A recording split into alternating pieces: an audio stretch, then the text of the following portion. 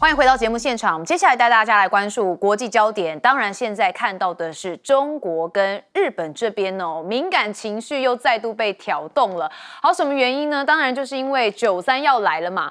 好，我们看到的是玉渊谈天微博发文哦，说中国2015年首次抗战阅兵以来，日本砸了560亿的日元在搞公关哦。好说哦，这希望能够建构所谓的正确形象。560亿日元还蛮多的哦。好，那当然现在这个文章呢也登了微博热搜第2哦。不过现在因为9·3阅兵要来了嘛，所以中国大陆的网友也做了一件事情哦，是有传这个昭和天皇学狗叫 AI 片哦。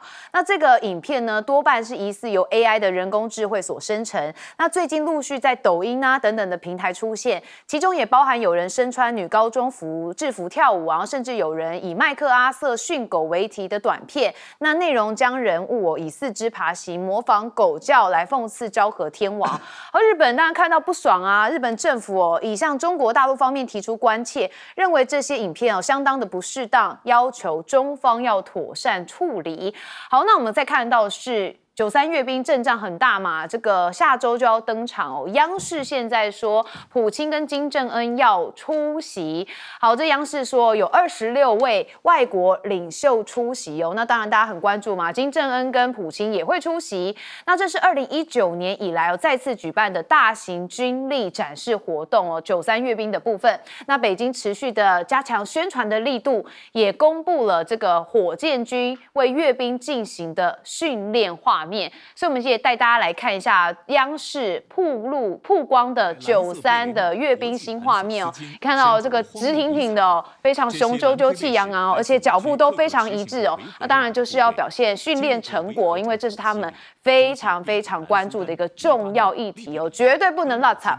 好，那我们再看到关岛杀手又见衍生型，说这个中国大陆的社群媒体最近网络上有捕捉到了东风26的反舰弹道飞弹的最新衍生型号 D 型哦，这发射的车辆被民众拍到在北京这边进行9·3的阅兵彩排。好，那国外的军文媒体推测，可能是提升了突破美军新建飞弹防御系统的能力。不过我们也带大家来看到，这个是湖北号。好，湖北号呢，解放军海军26号在南海的军演当中哦，其实也正式启动了第4艘的075型的2栖攻击舰，叫做湖北号。好，075的2栖攻击舰哦，可搭载直升机进行立体登陆作战。那这舰内还能够运送登陆艇跟坦克，还有装甲车辆，专门用于2栖作战跟兵力的投送。好，看得出来中国大陆秀肌肉真的是每天一秀。好，不过他们跟俄罗斯这边也联手在潜舰上面进行亚太进行水下的联合巡逻。好，这是首次在亚太地区展开联合水下的巡逻，这标志两国在海上的战略合作迈入了一个新的阶段。不过我们也看到俄罗斯的军机，他们是在航太机在这个20到24号之间3度的出动了 IL-20M 的电侦机，闯入了阿拉斯加州的防空识别区，导致北美防空司令部数度出动了战机来进行拦截。好，我们看到虽然是没有进入到美国领空但是还是依旧引发各界的关注。那除了美俄现在是抗美之外，我们就看美国现在能秀什么肌肉。好，进行威慑中国的扩张行动。美军的死神无人侦察机将永久的部署加手纳基地。这是读卖新闻的报道说，其实针对西南地区的监视跟侦察能力，日本人士这边透露说，美军已经决定将去年8月起临时部署在冲绳加手纳基地的 MQ-9 无人侦察机，那原定1年要改成无限期的部署那防卫省的官员就说，这个目的在应对中国持续的咄咄逼人的海上扩张行动。另外，金融时报也说到，美国国防部正在推动一项计划，要将数十个盟邦派驻官员以深化在军事科技领域上面的合作，进一步的也是要抗衡中国的军事技术扩张。那台湾跟日本就会被列为五角大厦优先的考量所以派遣人员可能就会到这2个地方。那这计划将着重于无人机还有其他军民两用技术上面的合作。好，不过我们现在看起来这个9·3阅兵之间中日的情绪又被挑动了。我们首先问大使。这个原因是因为这个共同社发布一个新闻，说日本政府正在全球进行游说，阻止各国派员去参加中国大陆的9·3军演。那为什么呢？他认为这个里面琢磨太多在有关抗日的部分那么这个政治性质比较强。那我想请问一下，80年抗战胜利纪念日不纪念抗日，那纪念什么？然后要对日本歌功颂德嘛？所以日本为什么会有这个作为其实我们要从一个历史脉络来讲。你认为日本认为2次大战它是战败国吗？你认为日本认为他的所发动的这个大东亚战争，他认为是错误吗？我告诉你，通通是否定的。日本认为他当时发动的这个对亚洲各国的侵略，包括对中国的侵略，是一场正义之战，是不但对日本有利，对中国也有利，对东南亚国家通通有利。这是他的历史观。第二个，他们认为2次大战以后，东京大审、东条英机等一系列战争犯子基本上被处以绞刑，这是一个公平的审判吗？对不起，他们认为这个不是一个公平的审判，这是日本主流的想法，不是我在这边讲的。第三个，你认为他们每年在纪念所谓的战没者纪念大会，日皇每年去那边纪念是什么？他认为他们是战争的受害者，他不是加害者。而且这些年来，他们一直在做一件事情，不只是跟中国大陆清算，要跟美国也在清算。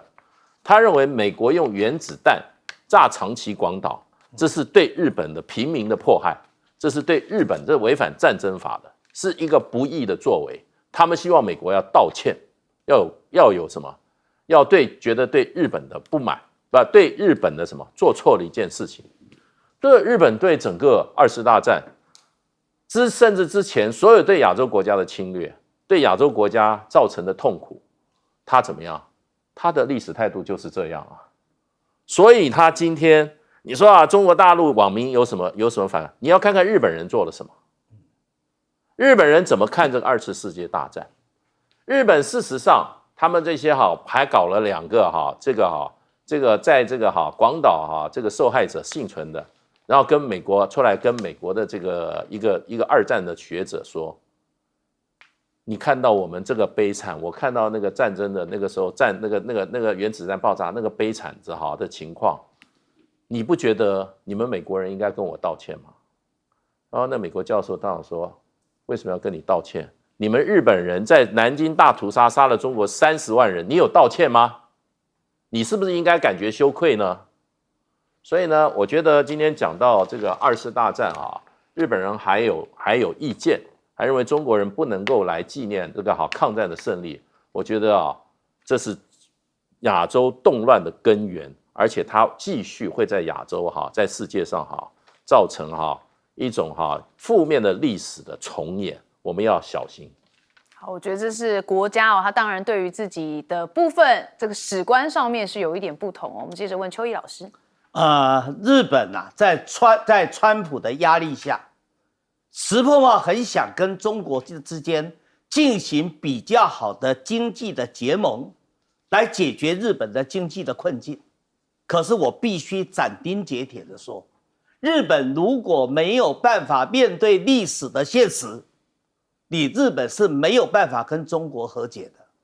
至少5件事情，日本要面对嘛。第一个，有没有南京大屠杀？在南京大屠杀里面，是不是杀了中国人超过30万？现在很多的日本人，大部分的日本人是都不承认的。在日本的早期的政客里面，大概只有鸠山由纪夫曾经在南京受害同胞纪念馆里面表现出来日本所做的错事，但是其他的日本人是不承认有南京大屠杀的。第二个，不断的在美化慰安妇事件，甚至还说这是一个自愿性的要服务日本军人的行为，这不是对于中国妇女的一种侮辱吗？第三个，我觉得更可恶的是，淡化了731的产生的犯罪行为。731在哈尔滨搞的这一个细菌战的研究，人体活体试验，就是因为当时候把资料交给了美国中情局，以至于里面包含了他的头河野四郎，并没有石井四郎，并没有受到了东京大审判，成为了甲级战犯。可是后来美国解禁啦，美国解密啦，国务院已经把资料公布了。当时候日本在哈尔滨所搞的活体试验，不是只伤害中国人、朝鲜人、蒙古人，还有苏联人，都一样是受害者啊！日本你不要负责任吗？好，第四件事，你日本难道不承认你侵略的事实吗？到现在还在讲福泽谕吉的那一套脱亚入欧，然后讲近卫文旅当时提到的大东亚共荣圈，说我现在不是要侵略你，我是要帮助你强盛起来，免受西方帝国主义的侵略。然后用这个作为理由，他就会粉饰他在整个侵略战争过程里面所产生的三光、杀光、烧光、抢光。然后最后一个，你日本到底是2次大战的受害者还是加害者？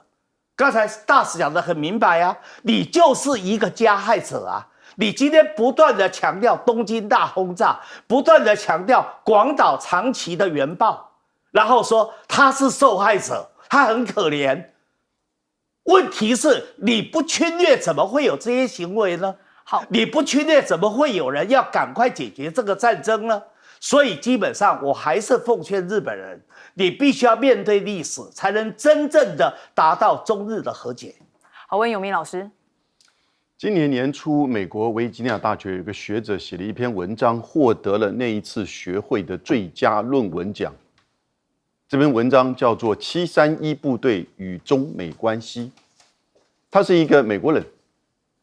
谈到了整个冷战时候的政治和中美日共同去遮掩在2次大战期间731部队跟南京大屠杀的事实。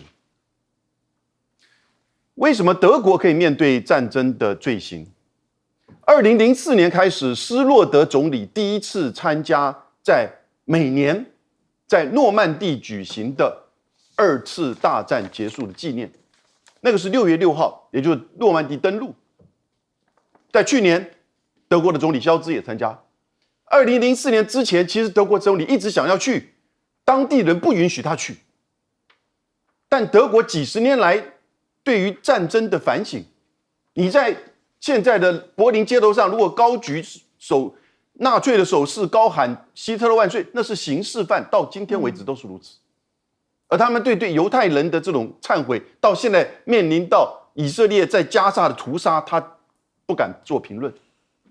可是日本呢，就是因为美国占领日本之后，发生韩战、冷战，释放出来的战犯，然后呢，让日本自己掌控，把冲绳还给他。在1955年自民党成立，后面通通都是美国跟 CIA 在整个做，所以整个战犯遗族会到现在为止是形成自民党的一个主干。那但是这一次这些主干离开自民党，所以出现了参政党。那参政党其中一个参议员叫沙拉，他支持日本发展核武。参政党其实就是一个反中政党，国民民主党也是个右翼的，所以现在反而是石破茂是比较中间的，中间并不是有怎么样的承认战争的错误，而是他知道这个历史的事实，他还是讲了反省2字。所以因为日本是新闻的自由化，所以你到书店上，你看到一排南京大屠杀的书籍，旁边一排否认南京大屠杀的书籍。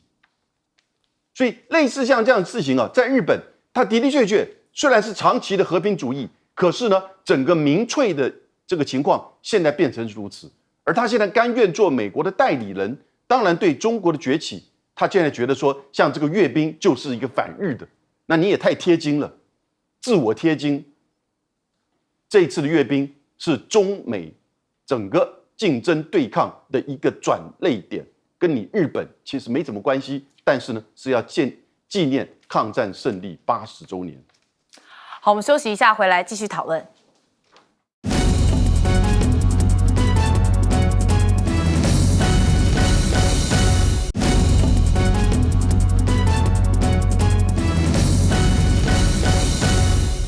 欢迎持续回到节目现场，我们接着来看美国的内部现在乱糟糟的，尤其我们发现说，这个美国明州天主教的学校又发生了枪击案，有2名孩童是死亡了。好，这枪手犯案宣言上面以写是杀掉川普他是在他 YouTube 影片当中包含有一句 Kill Donald Trump 的讯息，所以大家就说，哇，该不会现在川普让整个美国都大乱了吧？好，川普也当然有回应嘛，他说为了向蒙受暴力的受害者表示尊重，他宣布全国包含白宫跟所有的公共建筑都降半旗，直到8月31号。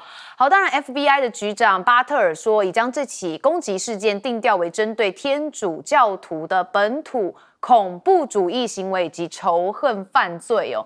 好，但为什么川普那么激起很多人的不满呢？或许有这个枪手呢有一些怨言，但是我们也看到，确实川普也做了一些动作，包含他起诉了索罗斯父子。好，他们是谁呢？其实有很多人理解他们是在多年来他们的家族是秘密资助了美国各地的暴力抗议活动。那索罗斯的政治倾向以及资助多个国家的所谓民主势力煽动颜色革命都因为激进的政策而饱受一些争议，所以现在川普也要对索罗斯父子开刀了。好，不过我们之前不是有听到说川普要说欢迎中国大陆的留学生再来美国吗？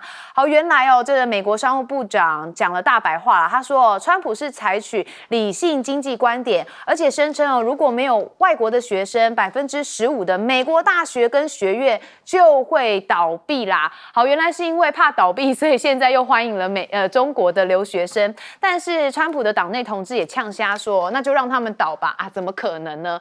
好，那现在美国的谈判是不是也频频触礁呢？我们看到贝森特他希望最快10月底可以跟中国这边的何立峰来进行新一轮的中美经贸谈判。那大家就说了，看起来都是美国在放话那包含的是印度这里遭到美国征收50%的关税。那白宫的贸易顾问就说，如果你停买俄罗斯石油，就可以获得了25%的减免。好，另外这个印度现在也靠拢中俄嘛，因为关税的问题，还有种种的一些外在环境，然后不忘携手美日那莫迪现在看起来是外交上面走钢索。好，日媒就指出说，将在29号访日的印度总理莫迪，在展现向中国、俄罗斯靠近之际，仍然有维持跟他国的密切关系所以这现在看起来，美国的谈判在印度这边还是不甩。那印度也鼓励出口商开拓中国等市场，我们不要把鸡蛋放在同一个篮子上头。那他们的印度当局支持受关税影响的出口商，而且鼓励他们开拓中国跟拉丁美洲还有中东地区的市场。那川普现在到底有没有在借题发挥呢？我们看到他又针对了格陵兰，好说川普这个相关人士涉嫌分化格陵兰。这是丹麦广播公司报道说，有3名跟川普有关的美国人已经进入到了格陵兰岛，准备要进行认知渗透，当地这个影响当地民众对丹麦的观感，进而使得两方关系来恶化。那同时就可以支持川普接手格陵兰的计划。那现在这个目标还在格陵兰上面吗？因为川普还做了一件事情，他现在对风电来宣战，他取消由丹麦能源公司沃旭主导的专案决定，使得现在美国的离岸风电发展上面已经实际上是死亡的。那丹麦跟美国的关系看起来也已经跌到冰点因为川普现在对于格陵兰的部分因为这个丹麦拥有的嘛，所以丹麦政府也拒绝讨论任何可能的出售或是移交的事宜。那这沃旭也就是我们刚才讲的离岸风电它已经陷入了夹缝，成为川普地缘政治博弈遭殃的池鱼。好，那据报有美国人现在也试图推动格陵兰向美国来靠拢，那美方说这只是个别的美国公民所为。好，川普的手伸得越来越大，我看他可能是要稀土这些比较珍贵的矿产。我们先问大使。其实想到美国这个国家哈，川普的方法能够把美国再次伟大，这个是很大的一个课题啊。其实美国这个国家是一个差异性极大的，它是一个高度怎么样？高度矛盾的社会。那它是靠一个严刑峻法一套法律制度，然后它过去有一个主体民族，也就是欧洲移民的主体民族。那么它控制住这么大一块土地，可是这个土地里面，他们的祖先是靠奴役黑人啊，从非洲来奴隶啊，获得廉价劳力，获得他们这个经济上的成功。后来又用了这些亚洲的这些移民，可是呢，他种族之间的不平等，心里面不平等啊，还是非常存在，非常严重的。那另外一方面就变成其实川普现在让美国伟大，其实他最主要的这个内涵啊，就是让白人重新回到美国的主导地位，就是说不要让那么多非白人越来感觉上在美国的各行各业各种角色里扮演过去所没有扮演的角色，所以呢。排斥移民只是中间的一个借口而已啦。那他恢复这种传统价值啊什么啊，所以像美国这么复杂的一个社会，其实它在面临了这种社会的结构，尤其是人口结构的改变的时候它通常是做怎么讲，做这种退让，主流的族群是做退让跟什么和解。像60年代那时候，这个金恩代表了美国黑人的一种革命，最后是白人让步签了所谓的这个什么叫这个人权法案，那 Johnson 做的。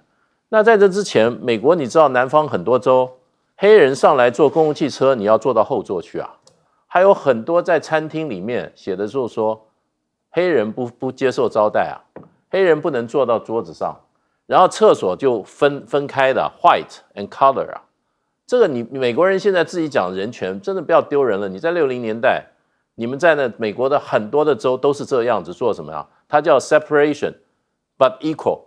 他说你的厕所里面跟我厕所是一样的，设备是一样，都3个马桶。可是呢，白人上白人的，黑人上黑人的。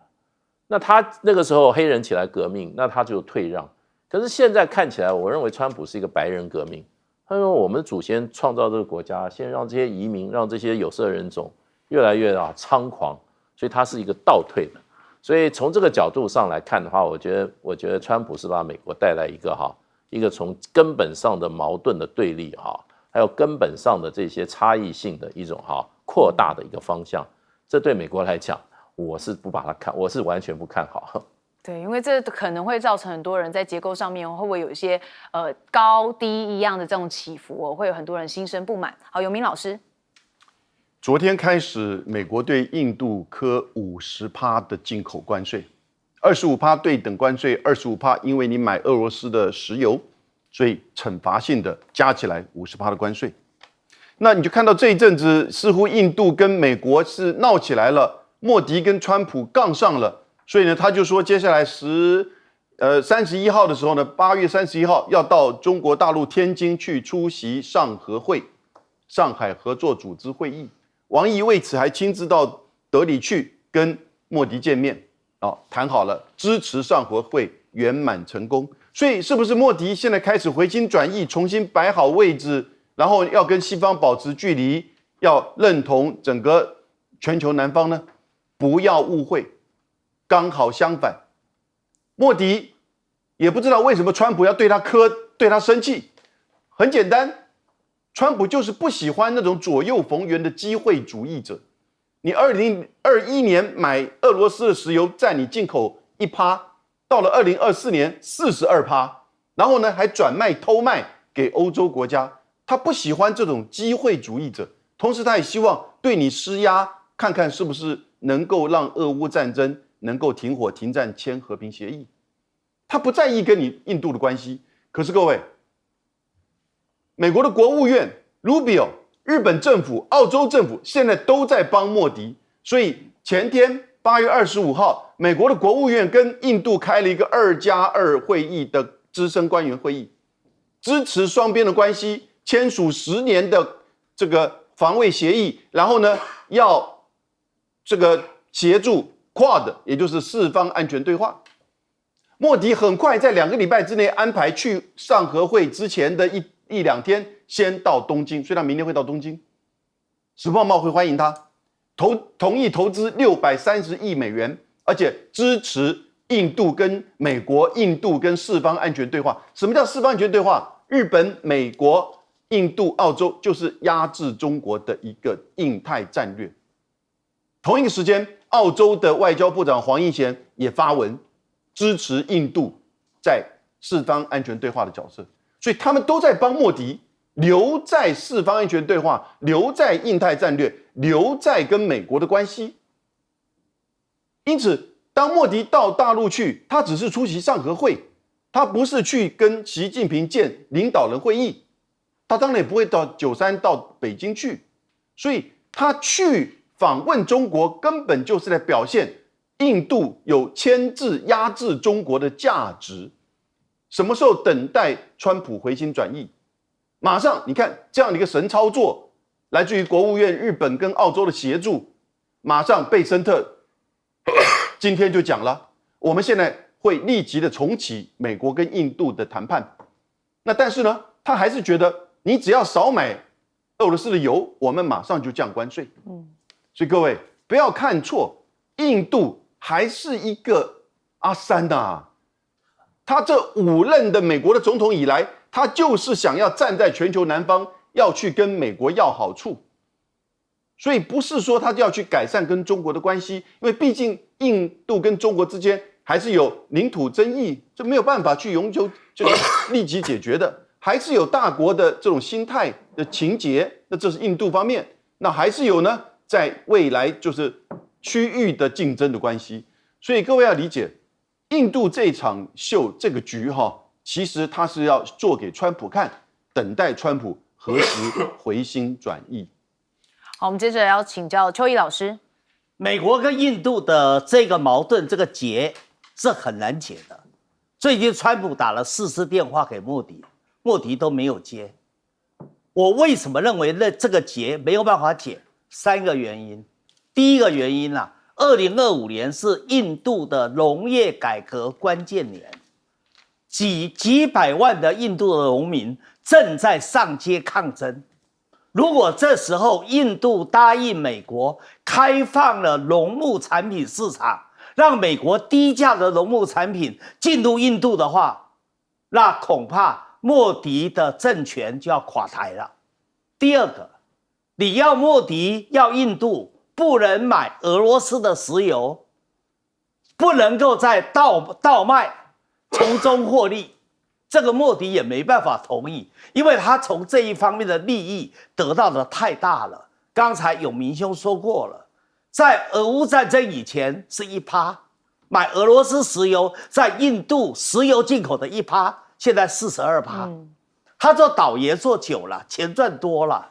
再者，川普哪壶不开提哪壶，一直提印巴战争，印度有5架飞机被打落了，最近又增加为7架。说不定隔几天又变成9架，所以就莫迪来讲，他好不容易用了所谓的阿 Q 战术法、精神胜利法，欺骗了印度的人民，粉饰了太平。他现在川普你故意戳破他的骗局，这可忍孰不可忍。我最后提一点了，刚才提到川普在美国的领导风格，其中有一点我是支持的。他呼吁要起诉索罗斯父子。索罗斯父子都是金融大鳄，他们专门靠资金资助每一个美国国内外的恐怖组织，让这些恐怖组织制造暴动，制造社会混乱，然后从中得利，金融放空来得到暴利。过去对中南美洲、对俄罗斯、对英国、对东南亚不都如此干吗？大家别忘了索罗斯在台湾也非常欣赏一个人，也资助了很多钱给他，那个人叫沈伯洋。所以我一直在怀疑，沈伯洋跟曹兴诚去搞了这个大罢免，把台湾社会制造矛盾、不安、撕裂、仇恨，是不是后面有个索罗斯的影子？有索罗斯在指引，因为在台湾对索罗斯来说是个肥羊啊。在1998年亚洲金融风暴的时候，索罗斯在东南亚赢了，横扫东南亚。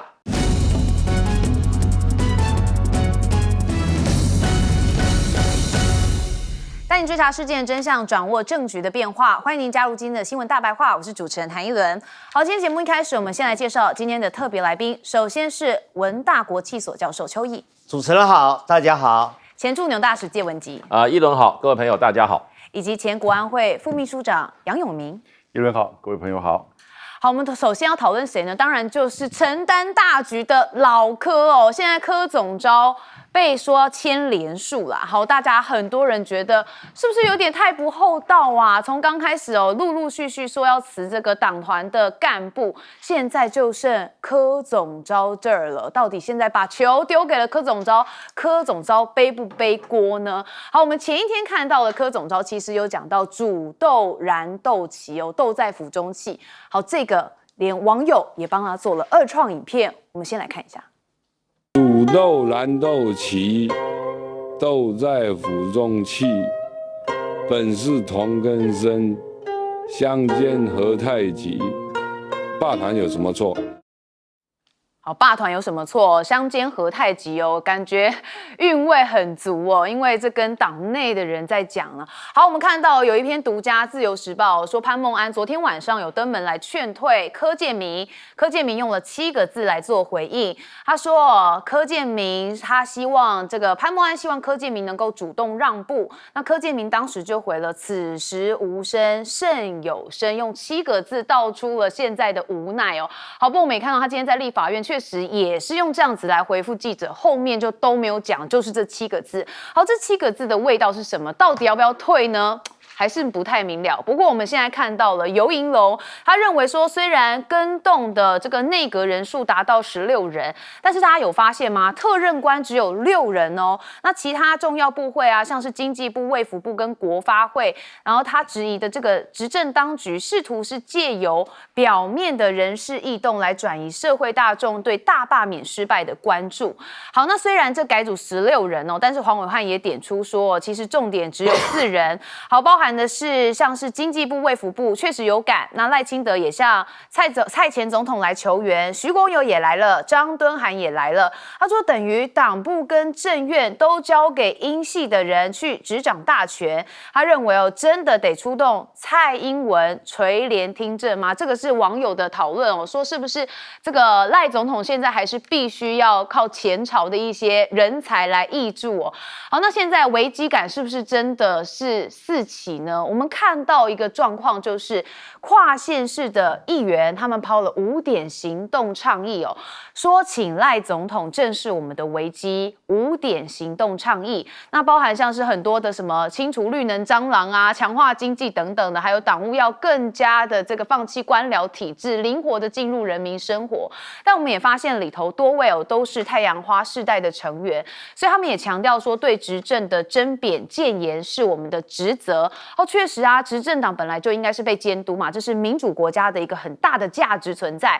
好，但是我们也看到了，现在哦，上报有一篇是说，这个民进党非核家园跟抗中保台2张牌失效之后，现在怎么办呢？那民进党以往顺势而为的操作，看来只到了7月26号为止。那726之后，现在就面临的是逆势操作。所以我们也看到小笠原新信的观察说，抗中保台跟非核家园的号召力正在减弱当中。那我们看到吴子嘉，他现在说，基本上台南跟高雄、嘉义县应该是保得住的，在2026这一场地方选举。但是他说，澎湖可能也会掉哦，还有其他的县市会非常困难，所以他预估哦，大概就是能保住3到4个县市，其他大部分都会掉。至于议员的选举，应该也会大败。好，因为在2026年是县市首长嘛，母鸡带小鸡，所以如果县市首长选不好，恐怕在议员的席次上面也会有有一点为难。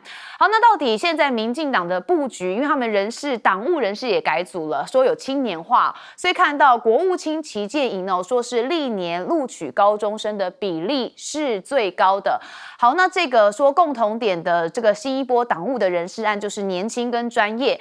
那民进党青年部主任黄胜文哦，然后在这个有一个国务卿齐建营哦，说录取高中生的比例是我们有史以来最高的一次哦，说营队平均的年龄只有21岁左右。好，那这年轻人到底还存不存在呢？因为过往民进党都被认为，年轻人是比较喜欢民进党的，但是最近网友就挖出民进党的党纲啊，发现说他们竟然写说人口政策应该重视提高人口素质、减少生育率等方针。所以网友就说难怪少子化办公室是最成功的办公室，民进党是不是真的想要搞死台湾哦？我也不太理解为什么这个可能还要再看看这个党内的人是怎么讲。好，但我们最后来看这个最新是郑丽君跟这个还有罗志强，也就是国民党立委，他们在质询的时候有些针锋相对，先带大家看一下。那我想请问这个取消小麦关税有没有在你的谈判范畴之内啊？报告委员你要对我公平一点，你对王定宇很干脆就说有。刚刚我回答王委员是说我们在谈判过程当中对于好啦，你刚刚讲那一套我已经听了。其实副院长，你刚刚那一套你已经倒带，现在起码10次了好，罗志强认为这个郑丽君从头到尾都是这个取消小麦关税，每一次都是这样，然后讲的都差不多。他说真的是直接可以播放影带了。好，那这就是美国认证最难缠的对手嘛？因为这次我们美国关税是由郑丽君出面带领来谈判的。好，我们首先就问邱毅委员，柯建铭当他看到潘孟安晚上来拜访他，来劝退他，他就知道了。这就是赖清德的意思。他原来郭国文对他爆粗口，他还留下了一线希望。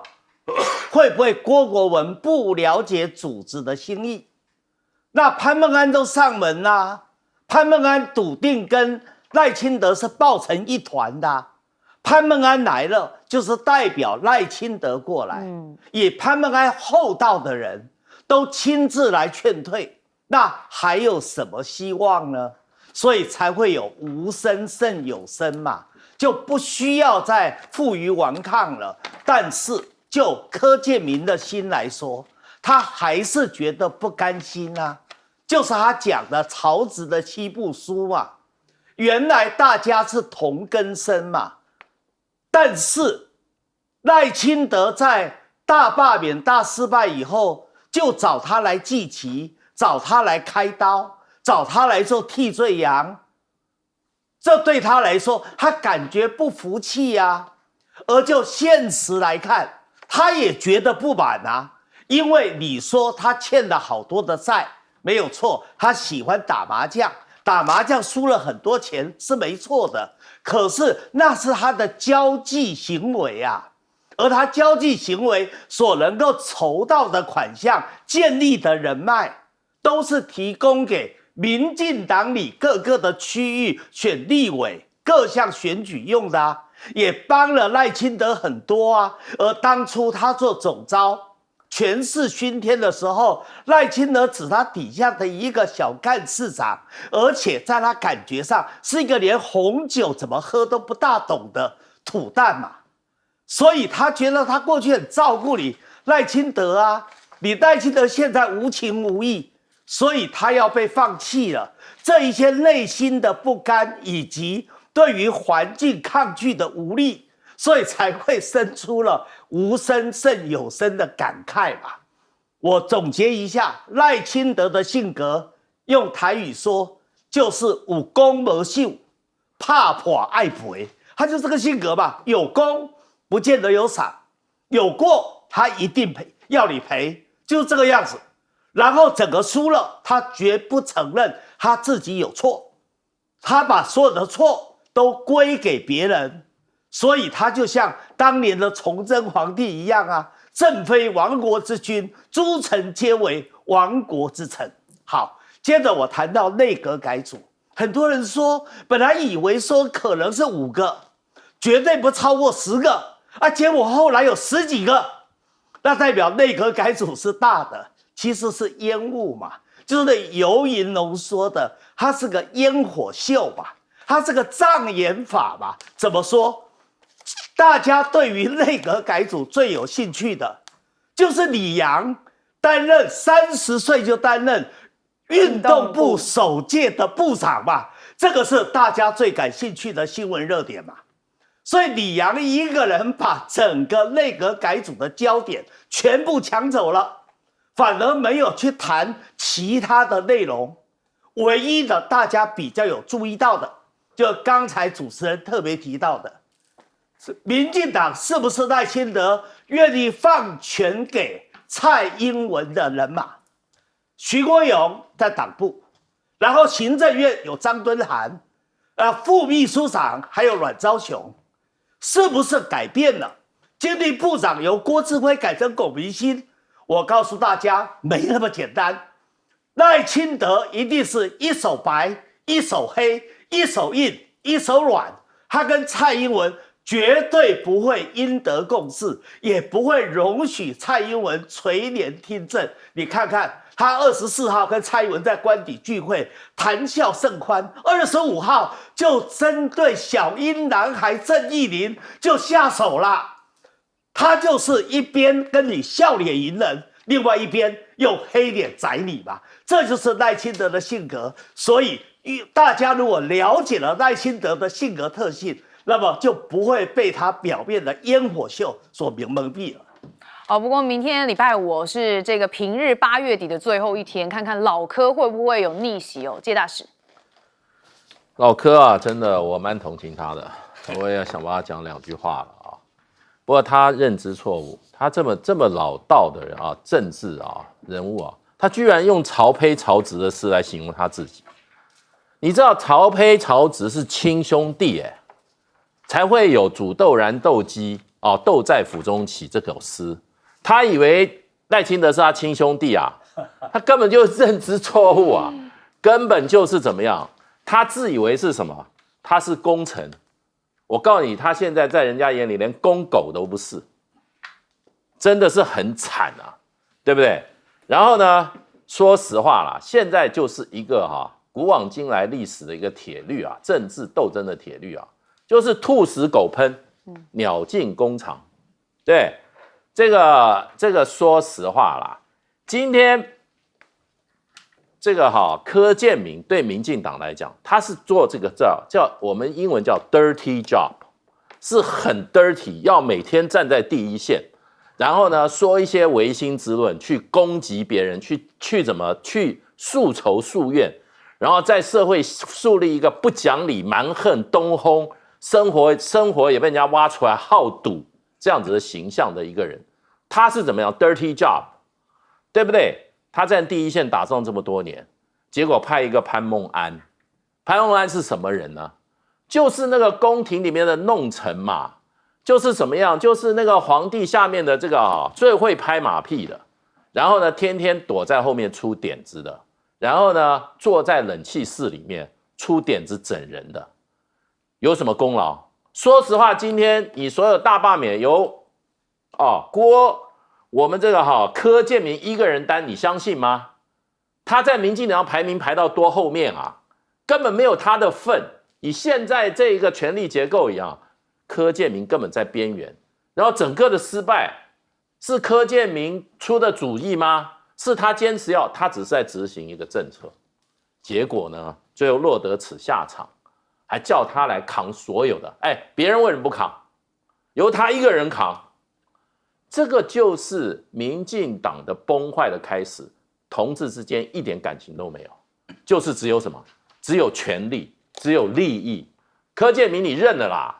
你不要以为现在的民进党还是你早年的民进党，有理想、有情义、有同胞情、有同志情谊，什么都没有。你还以为你是功臣，连公狗都不是。你今天就是被民进党现在的当权派把你当狗一样踢出你们的权力结构，你认了吧？确实蛮多人认为对老柯有点不厚道啦。永明，权力使人腐化，绝对的权力，绝对的腐化。过去大家批老蓝男，现在你们这些老绿男知道问题了吧？知道痛苦了吧？但讲句平衡的话哈，我担任过国民党的政务官，也跟这些台面上的不管是蓝绿都认识。但我觉得蓝绿之间，国民党、民进党啊，就最大的差别，现在民进党开始都浮现出来了，一个一个，因为它开始形成一个绝对的权力，那它开始就变成腐化。腐化的时候呢，就凸显出它的理念核心跟它的生态系统，其实真的跟国民党不一样，跟一般的政党也都不一样。它的权力的核心，它的理念核心就是 power， 这个可以理解。你政治就是要获取权力，但是呢，有一个另外跟其他政党不一样的是，它的反中台独是一个很重要，你要进入到民进党的环境里面参与它，不管是选举还是任何的职位，你要有这样子的一个标签跟身份跟认同，所以这个权力这个理念核心哦，现在这个反中台独，你看到在大罢免的时候就来到极致。可是呢，它就跟现在台湾的社会、两岸的情势、中美甚至国际的情势开始产生严重的对撞，因为趋势整个发展的方向不再往这方面走。生态环境呢，当然就是一个派系跟斗争，所以你要去选举，你要去议会，然后呢，你要掌握民粹，你要掌握媒体，你要塑造话语权，你要有千百个公民团体，这都是如此。然后呢，慢慢一层一层，像洋葱一样不断的扩散出去。然后你在最后一个大选的时候呢，他能够赢，所以你看很奇特哦，民进党在地方选举没有取得多数过，大概就一次，绝大部分都还是国民党都是蓝的，你更不要说议员、市长都是如此。但为什么在总统的职位上一直有这样子的政党轮替，而从蔡英文到赖清德还能够连任，就是这整套的逻辑把它包束起来。然后呢，外在的因素，因为反中台独到了拜登的时候呢，跟整个中国的对撞，所以呢，帮助了民进党，而蓝营这边自己本身的论述又慢。所以，可是呢，当赖清德上来的时候啊，他以为这招继续用，他就用大罢免，然后呢，这个大民粹，结果来一个大失败。为什么？因为过程当中看到你跟美国的处不好，川普都觉得不要被你台独给拖下水。然后呢，看到过程当中，你经济的问题搞不好，2月份就把台积电给送给别人，大家都看得懂。然后呢，你在社会的政策上、内政上搞得那么糟糕。所以现在在找战犯，柯建铭你就认了吧，反正你总是要替别人背这个锅的吧。好，不过在跑民进党期间确实民进党的传统氛围是会这样处理不过要小心，是因为民进党他们整队的速度也很快啊，所以其实这在野也必须要有一些攻防。好，我们休息一下，马上回来。